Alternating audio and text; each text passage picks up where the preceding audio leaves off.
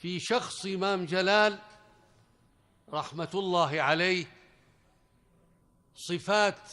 بەڕێز مام جەلال خاوەنی بیرێکی فراوان بوو لە سیاسەتکردندا بە سیاسەتە حەکیمانەکانی هاوسەنگی عێراقی پاراستە بوو لەگەڵ ئەوەشدا خاوەنی دڵێکی گەورە و بەخشندە بوو کە هیچ کەسێک بڕوای نەدەکرد خودی خۆم یادەوەریەکەم لەگەڵیدا هەیە کاتێک کە بوو بە سەرۆک کۆماری عێراق هەموو کەسایەتە سیاسیەکان کە سەردانی دەکردن لە دەرگای کۆشی کۆماریەوە پێشوازی لێ دەکردن و دواتریش تاوەکو بەردەرگای کۆشی کۆماری دەهات و بەڕێ دەکردن منیش پێم وت بەڕێز مام جەلال بەڕێستان سەرۆک کۆماری عێراقن ئایا باشتر نییە لە نێو هۆڵی کۆبوونەوەکە پێشوازی لە میوانەکان بکەیت و نەیتە دەرەوە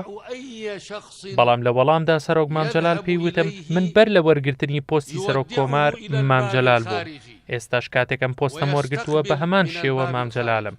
کاتێکیش ئەرکەکەم وەکو سەرۆک کۆمار تەواو دەبێت و لێرە دەڕۆمە دەرەوە بە هەمان شێوە من هەر مام جەلال دەبم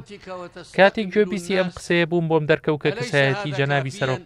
مام جەلال زۆر سادەیە و هاوڕێ و دۆستەکانی زیاتر خۆش دەوێت وەک لەو پۆستەکەی